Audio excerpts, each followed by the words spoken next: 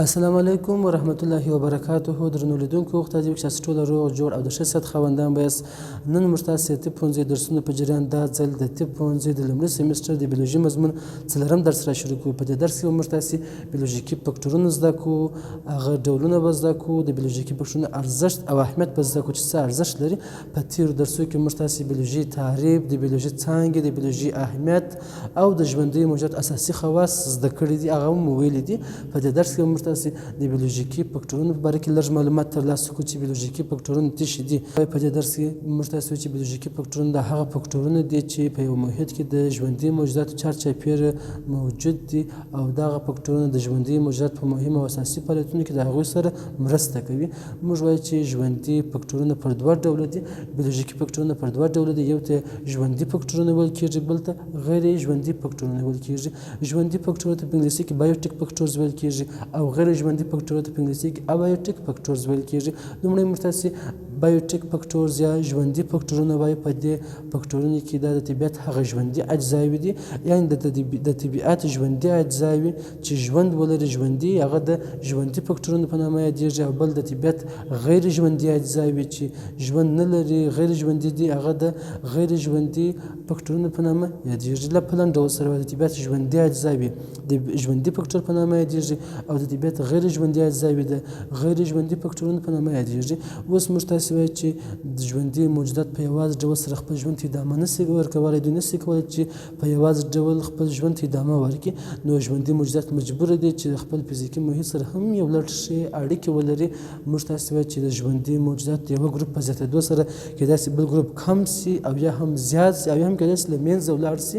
موږ لکه مثال داسې وایو چې د نباتاتو په زیاتېدو سره که چیرې نباتات زیات سي، موږ وایو حیوانات هم ورسره زیاتېږي.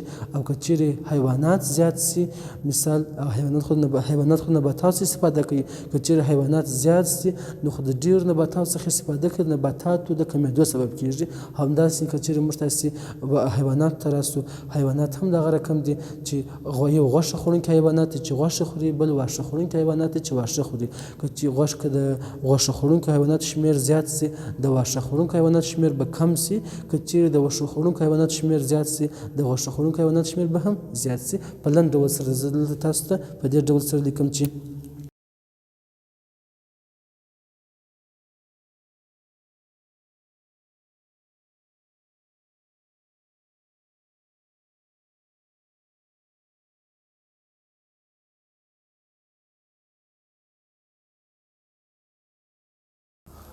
یعنې د نباتاتو په زیاتېدو سره حیوانات هم زیاتېږي، خو د حیواناتو په زیاتوالي سره نباتات کمیږي. ځکه چې حیوانات زیات سي، دوی په زیات اندازه نباتات خوري، د هغه څخه خپله غذا ترلاسه کوي. چې حیوانات زیات سي نو نباتات شمېر کمیږي. بل که چیرې موږ تاسې په حیواناتو ته راسو، په حیواناتو کې هم دغه رقم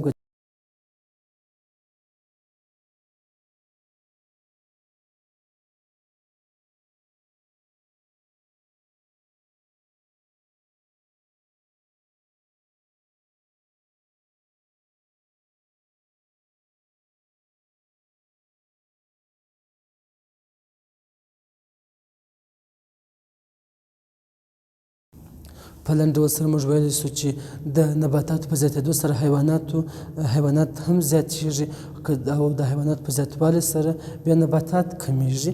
او دغسې په حیواناتو کې د غوښه خوړونکو حیواناتو په زیاتوالي سره واښه خوړونکي حیوانات کمیږي، د هغوی شمېر راکموي، د هغوی شمېر کمیږي.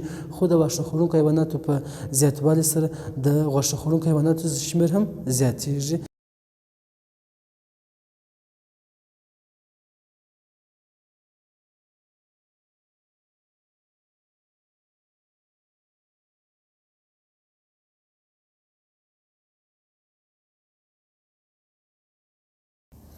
موږ تاسې وایو چې بیولوژیکي فکټورونه هغه مهم فکټورونه چې دي هغه دا دي چې هغه کې اوبه دی، لمر دی، اټموسفیر دی، خزندې دي، مرغان دي، تیل لرونکي دي، ماهیان دي، پنجان دي، بکټریا ده، نباتات دي او الجان دي.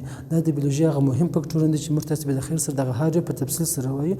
موږ تاسې وایو چې بیولوژیکي فکټورونه چې دي هغه مهم فکټورونه اوبه و، لمر و، اټموسفیر و، خزندې و، مرغان و، تیل لرونکي و، ماهیان و، پنجان و، الجې و، نباتات و. د هغو څخه موږ تاسې لومړی د اوبو بیولوژیکي اهمیت را شروع کړي چې اوبه څنګه بیولوژیکي اهمیت یې څه شی دی. موږ وایو چې اوبه خپله دا په اصل کې د اکسیجن او د هایدروجن څخه لاسته راغلي دي. د اکسیجن او د هایدروجن څخه لاسته راغلي دي.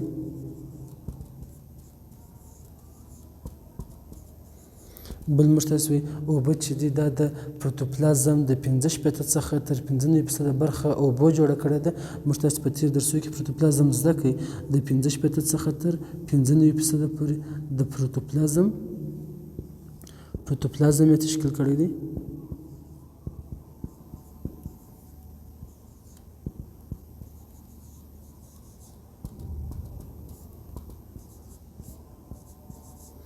بل چې موږ وایو چې اوبه چې دا یو ښه محلل دی، کولی سي نور مواد په ځان کې په ښه ډول سره حل کړي، یعنې اوبه یو ښه محلل دی.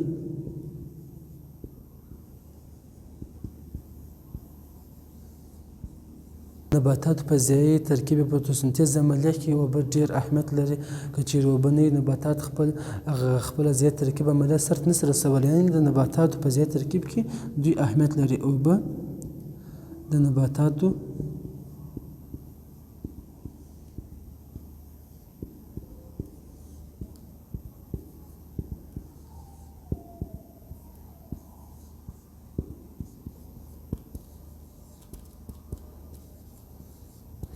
بل موږ وایو چې اوبه د بدن یا د وجود داخلي حرارت په معین درجه سره ساتي. د تودوخې درجه په نارمل اندازه ساتي.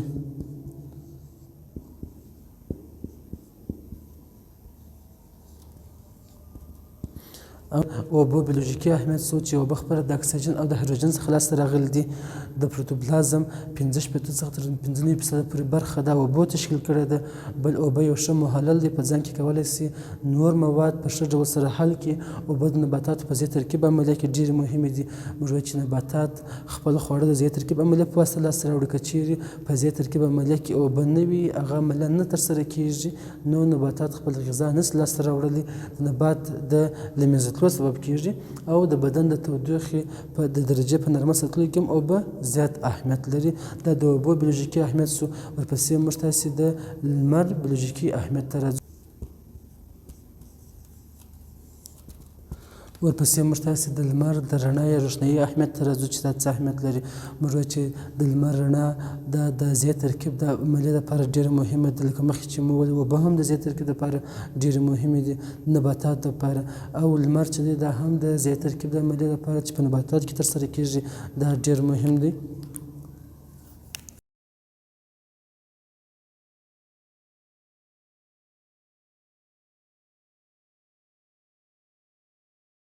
لمر چې دی د لمر رڼا چې ده د نباتاتو د ضیایي ترکیب د عملیې لپاره ډېره مهمه ده.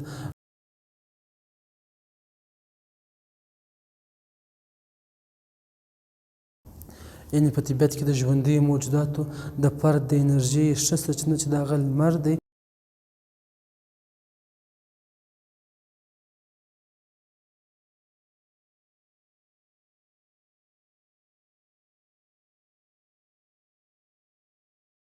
موږ وایو چې د ژوندي موجوداتو د تکثر دپاره، د ژوندي موجوداتو د مهاجرت دپاره او د میوې د پخولو لپاره د لمر رڼا دا ډېره مهمه ده. دا د لمر بیولوژیکي اهمیت شو. تاسو وایئ چې هغه غازونه چې په اټموسفیر کې موجود دي د ژوندي موجوداتو لپاره حیاتي اهمیت لري، ډېر زیات اهمیت لري. هغه غازونه چې په اټموسفیر کې موجود دي هغه کاربن ډای اکساید او اکسیجن دي، چې دغه دواړه کاربن ډای اکساید او اکسیجن د ژوندي موجوداتو لپاره ډېر زیات مهم دي. موږ تاسې وایو کاربن ډای اکساید او اکسیجن دا چې دی په اټموسفیر کې موجود دي.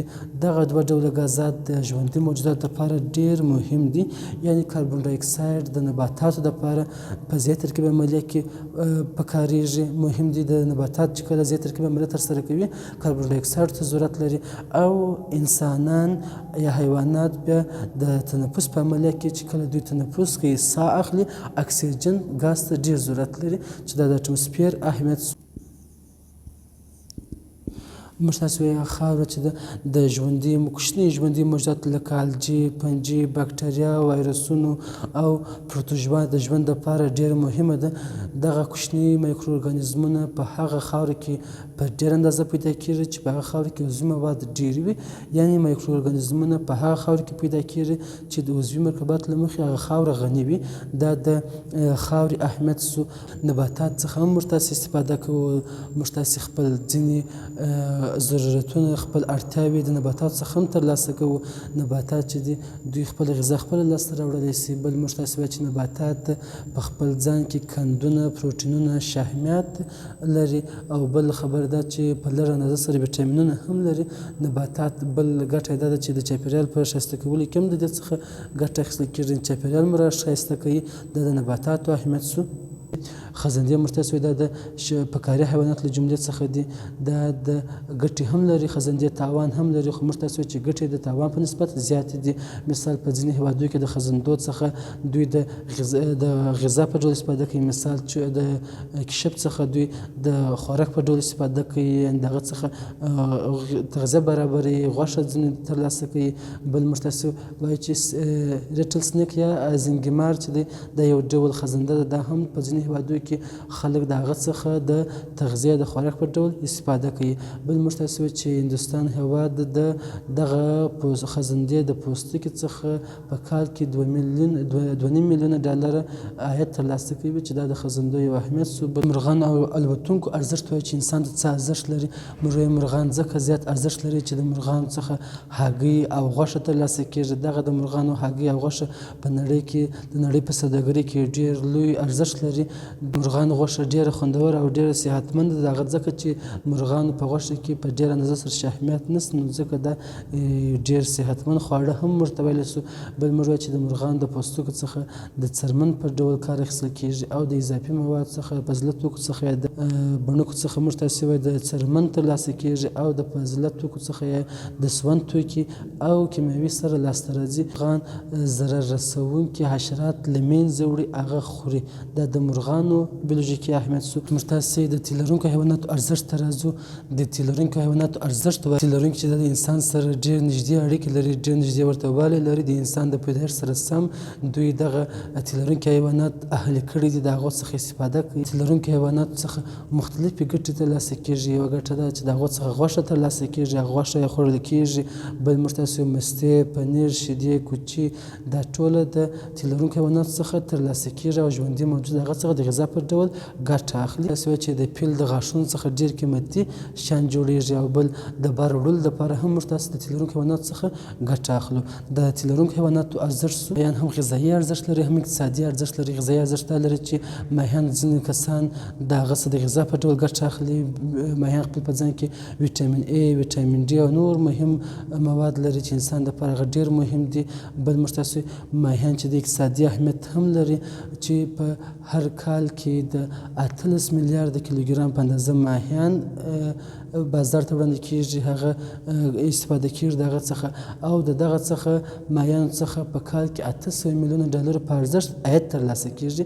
بل موږ تاسې وایو چې ماهیان دا چې دي د انسانانو دپاره د غذا په ډول ډېر مهم دي. انسانان د هغه څخه په ډېره اندازه ګټه اخلي ځکه دا په خپل ځان کې ویټامین A، ویټامین D او نور مهم مواد په ځان کې لري چې دا د انسان دپاره ډېر ګټور خواړه هم موږ تاسې بللی سو. موږ تاسې وایو چې د ماهي غوښه په خپل ځان کې د 14 څخه تر 20% پورې د ماهي غوښه د 14 څخه تر 20% پورې پروټین په ځان کې لري، ویټامین A لري، ویټامین D لري. دا د انسان دپاره کله چې انسان د ماهي څخه خوراک کوي، ماهي غوښه خوري، د هغه دپاره ډېره ګټوره ده ځکه چې په ځان کې 14 څخه تر 20% پورې پروټین لري، ویټامین A لري، ویټامین D لري. او بل موږ تاسې وایو چې وچ او مړه سوي ماهیان چې هغه د منځه تللي، خراب سوي، مړه سوي، هغه موږ تاسې د چرګانو دپاره هغه خپل خوراک ځینې لاسته راوړي او بل د دغه مړه او وچ سوي ماهیانو څخه د کیمیاوي سرې په ډول هم ګټه اخیستل کېږي. الجانو ارزښت ته راځو. موږ الجان هم ډېر زیات ارزښت لري. الجان په خپل ترکیب کې قندونه لري، ویټامینونه لري الجان د ماهیانو دپاره ښه غذا هم برابروي ځکه چې دوی په خپل ترکیب کې قندونه لري، ویټامینونه لري. نسواري الجان د ایوډین لرلو له مخې طبي اهمیت لري ځکه چې دوی په خپل ترکیب کې ایوډین لري چې دا یو طبي اهمیت یې سو. بل موږ تاسو وویل چې الجان په خپل ترکیب کې په خپل جوړښت کې دوی پوټاشیم او داسې نور مالګې هم لري، پوټاشیم لرونکي او نورې مالګې لري چې د کیمیاوي سرې څخه په حیث ورڅخه استفاده کېدلی شي.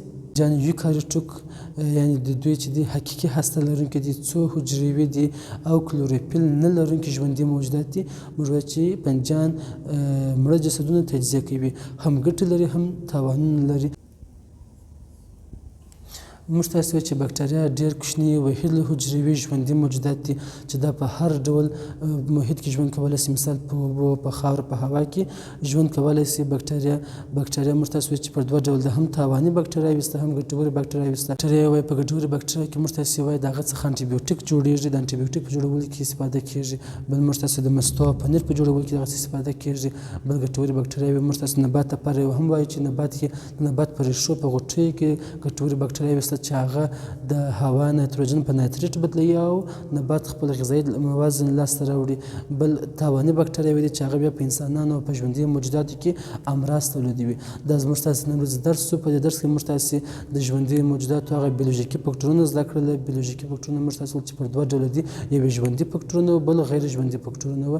دا موږ تاسې هر یو په تفصیل سره زده کوئ او انشاءالله زه کوشش کوم چې په راتلونکي کې هم دغسې د طب درسونه په پښتو ژبه تاسو ته وړاندې کړم. تر بل درس پورې خدای په امان، ښې چارې.